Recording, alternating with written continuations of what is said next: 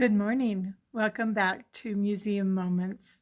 My name is Leanne Denzer. I am the curator of exhibits at the Uintah County Heritage Museum in Vernal, Utah. If you've been with us before, welcome back. And if you're new, I hope you enjoy this series of talking about courageous women from our area. Usually, I find my information at the Regional History Center in their journals that they produce twice a year.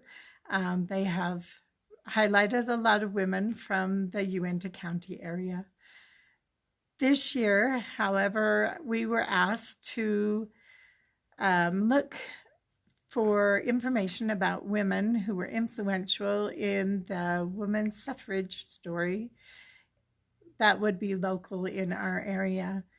And through many articles in the paper that are stored at the Regional History Center here in the area and other places, I was able to do this research myself, which was an extremely fun experience for me. We knew her name, and that was about it. And I have been able to glean a lot of information about Sadie Holdaway. She was born, I'm going to look at my notes so I get this right. She was born in American Fork, Utah on December 31st of 1863. Her parents were Edward and Sarah Harrington Robinson, and her mother was known as being the very first white girl born in Utah. I don't know if there's any collaboration of that, but in every article or obituary that I could find, that was one of the comments that was made, that her mother was the first girl born in Utah. At the age of 14, she went to school to learn how to become a teacher. She went to Brigham Young Academy, and she was taught under the direction of Carl G. Mazur, who is very famous at Brigham Young University as being one of the four founders of the programs. And after 4 years, or after her graduation, and I don't know how long that took actually, but she worked there in Provo for 4 years. And then she must have gone somewhere else to work until she married her husband, whose name was Joseph Alma Holdaway, and they were married in July of 1886 and immediately moved to the Vernal area. So that means I was doing some math, and that means that when she was born, Utah was a territory at the time. She would have been 7 years old in 1870 when the legislatures of Utah decided to grant women the right to vote. I'm going to go to our display so I can kind of give you a little bit more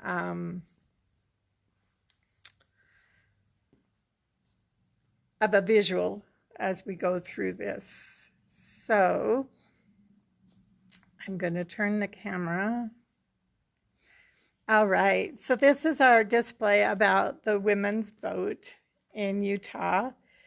We are celebrating this year the 150th anniversary of the women's enfranchisement, which means the right to vote.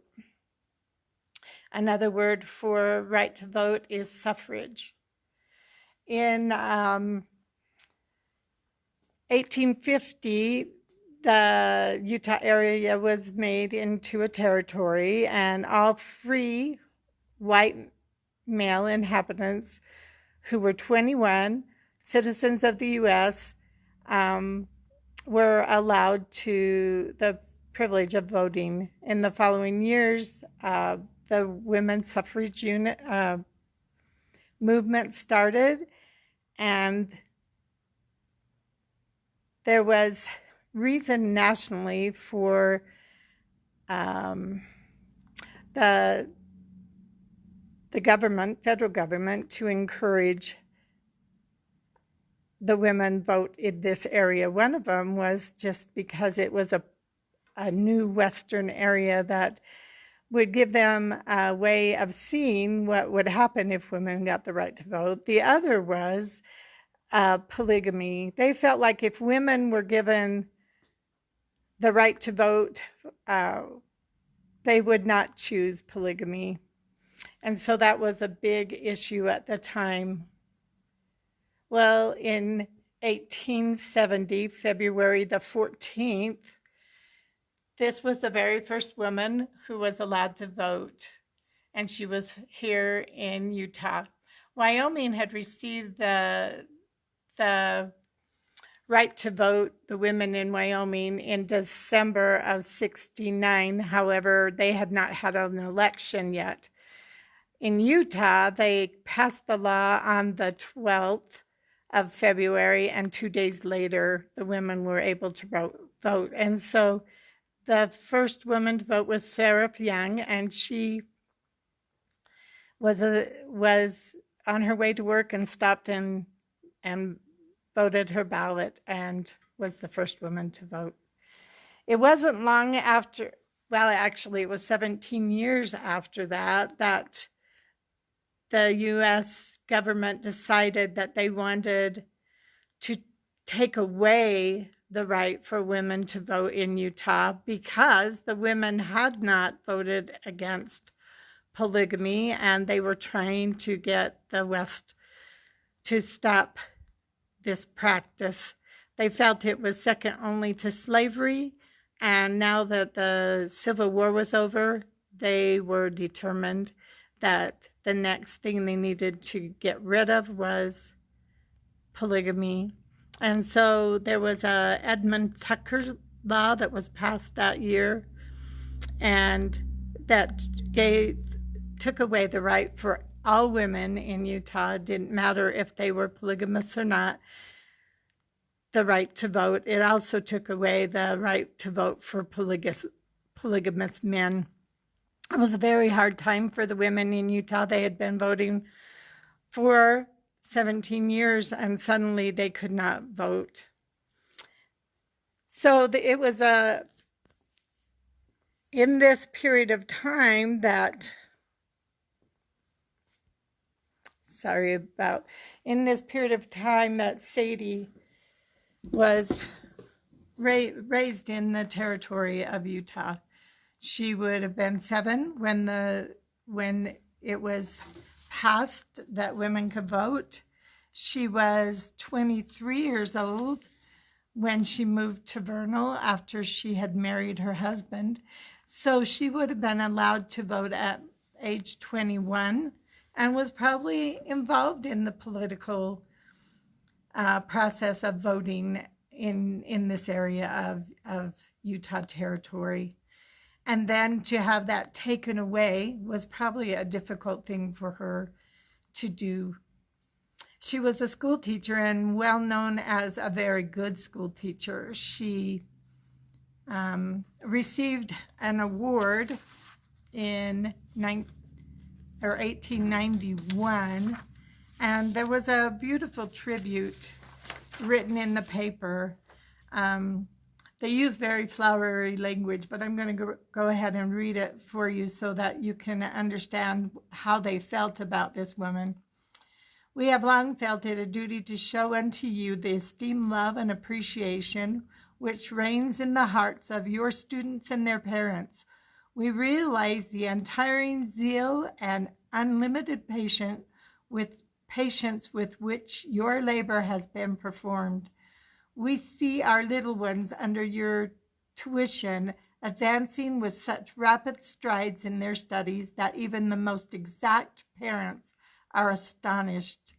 With the greatest satisfaction do we realize the foundation you lay for an education in the minds of your students is based on true and correct principles on which they can safely build in more advanced age. Order, patience, good manners, honesty, and kindness. everything that will enable them to become ladies and gentlemen in the afterlife are imprint upon their minds, not only by what you teach, but most forcibly by your example. So it would be like Teacher of the Year award today. They gave her a pen, and very grateful for her work as a teacher in this area. She worked as a teacher for 12 years. She and her husband were both teachers here in the Vernal area and known for being influential and very good at their jobs, always trying to help others become better.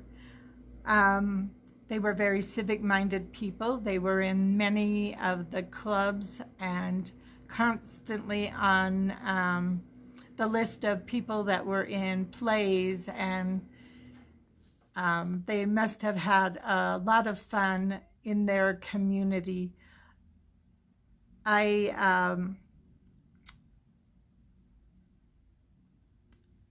Trying to remember the name of the club that she belonged to. It was called the Lyceum Club, I believe. And what it was a club where you learn how to talk, speak, perform. It was very interesting what they could accomplish and the kind of subject matters that they pursued in these club meetings and presentations that they did during their years in the Lyceum Club. Both she and her husband were constantly being talked about. She and two other women debated in 1894 about the elective franchise should be granted to women.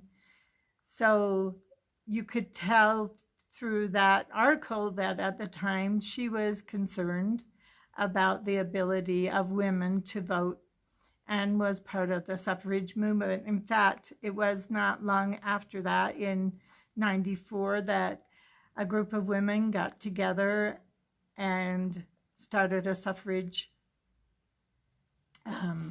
association here in Vernal, and she was the executive over the committee of women. She wasn't in the presidency, but she was the executive person over the committee chairman.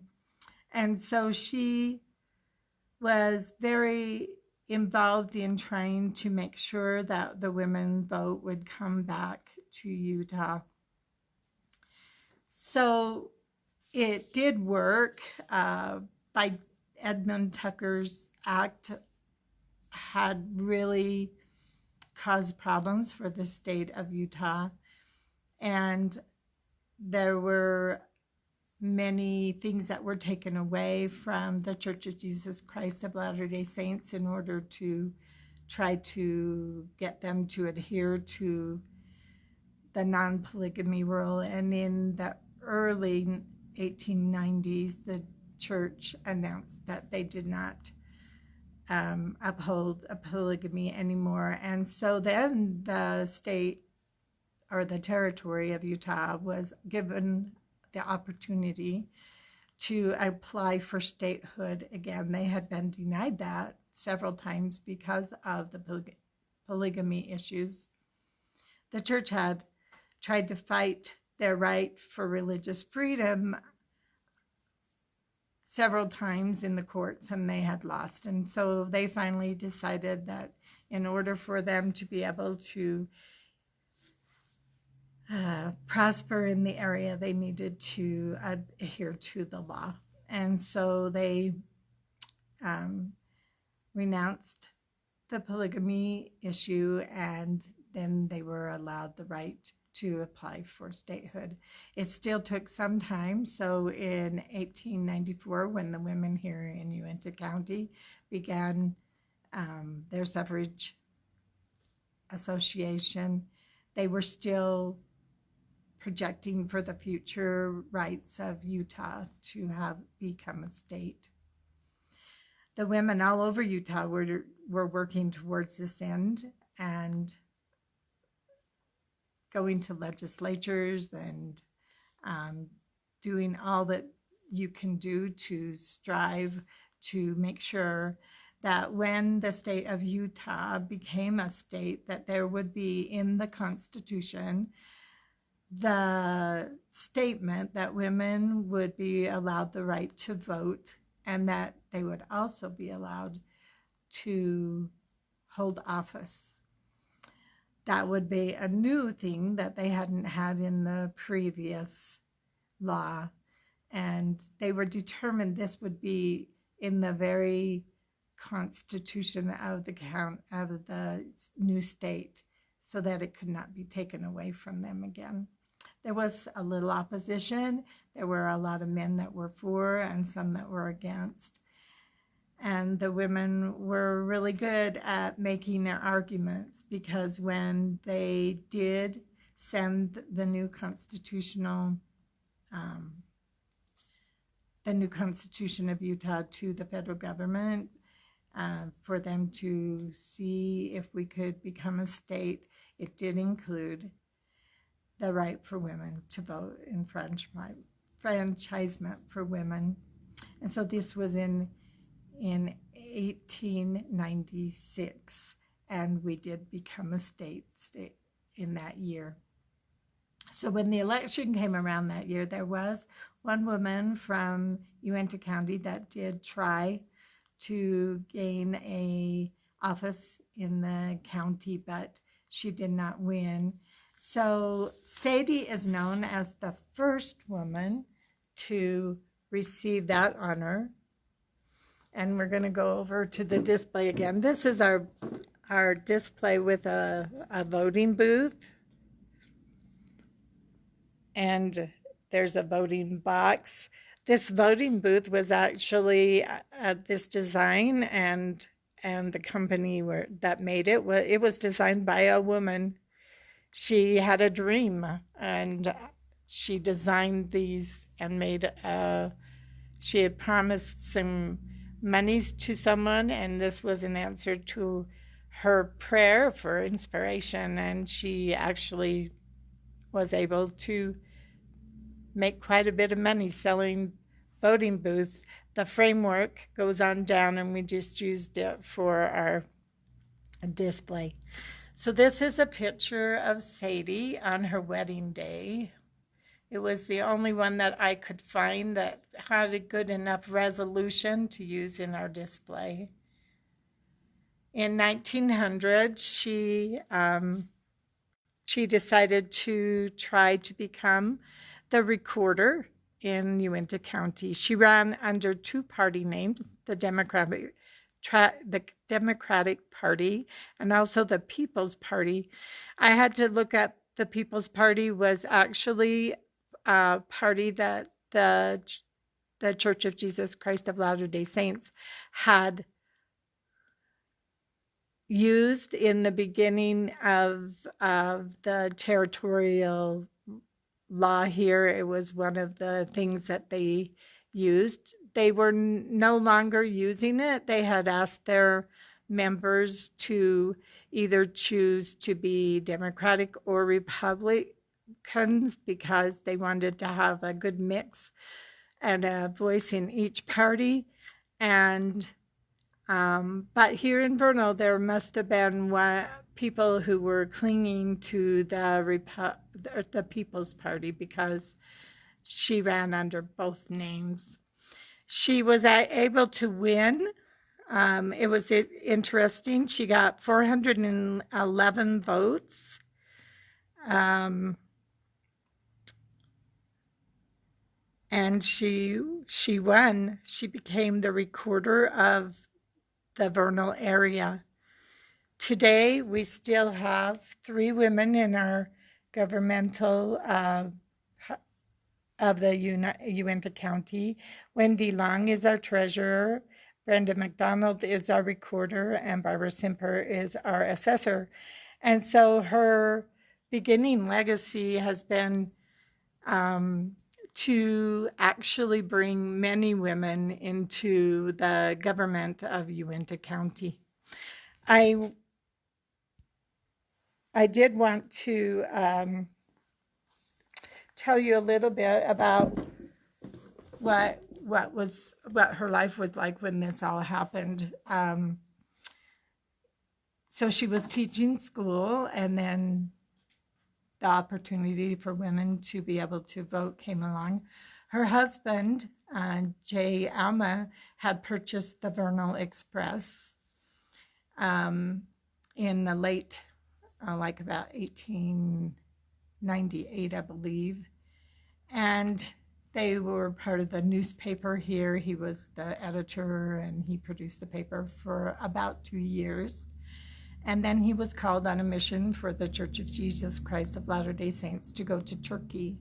And the mission was going to be a 4-year mission. And so he was going to be gone for a long time. They had 2 children at the time, and after he left in the early part of 1890, or 1900, I'm sorry, she had another baby. And then she ran, in 1890, she ran for office of recorder. And so she was probably looking for a little different job where she could be home with her children when her husband was gone. And she went ahead and was elected for 2 terms. So that means that she was there for 4 years. They had a son named Alma also, who was a really good pianist. And they used all the resources that they had here in Uintah County to further his ability to play well. When her husband came back from Turkey, they decided to move to Provo so that they could have their son go to the Brigham Young Academy and have a chance to further his musical opportunities. Actually, he succeeded. He did really well and went to Germany for 2 years to study under the masters. Came back to the United States and had developed tuberculosis and died very young. But after they had left the Vernal area, though they spoke about it and people spoke of them with love for many years, they never did come back to the Vernal area. A couple of things that she accomplished after she left this area: she continued to serve her community. She spent many years as in working with Red Cross or relief things. One of the things that she was the Utah County president of the Service Star Legion, which was an organization dedicated to service to God, country, and humanity, and it was developed during the First World War. They had so it was a service star that people could put in their windows when their boys were gone, and the 5 points of the star stood for sisterhood, education. So it was for mothers of soldiers, and they stood for sisterhood, education, relief, remembrance, and vigilance. Also, she was in charge of the canteen that was conducted at the Union Depot there in Provo area, and every soldier that passed through Provo received free luncheons from this canteen. And it was at her suggestion that the memorial tree in Pioneer Park was dedicated to the memory of Provo boys who lost their lives in the war. She was, and as I said, she was prominent in the Red Cross work. At the time of her excuse me, at the time of her death, she was the matron of the Uintah County Infirmary. The infirmary cared for the poor, chronically ill, and the aged.